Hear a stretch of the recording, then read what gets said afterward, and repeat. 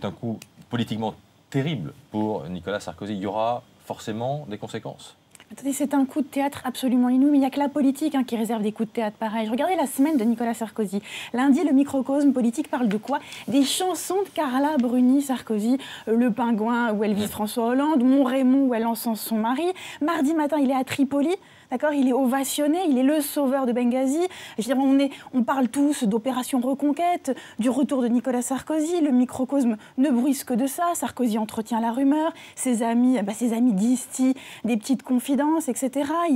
Il est censé être la seule personne capable de répondre à la crise de la droite, à la montée du Front National, aux problèmes de leadership qui se posent à l'UMP.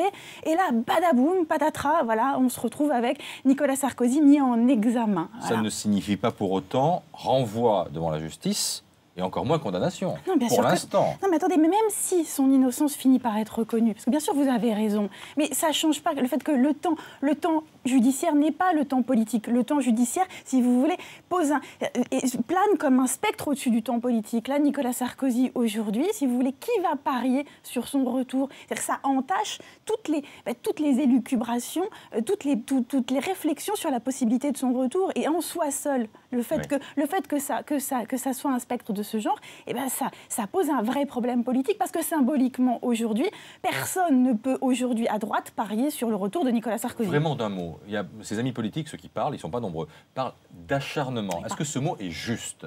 Ce qui est sûr, c'est qu'ils parlent même de complot. Je veux dire, ils disent que le juge, moi j'en ai eu un hier soir qui m'a dit que le juge gentil avait décidé de se faire Nicolas Sarkozy. Alors attention, le vrai sujet... Il est indépendant, gentil. Non, mais le vrai sujet pour nous, c'est qu'il y a une tension entre Nicolas Sarkozy et le monde judiciaire. Et cette tension, elle ne remonte pas à l'affaire Bettencourt. Cette tension, elle remonte au moment où Nicolas Sarkozy était ministre de l'Intérieur. Et vous vous souvenez qu'à son arrivée à l'Élysée en 2007, il avait traité les juges de petits pois.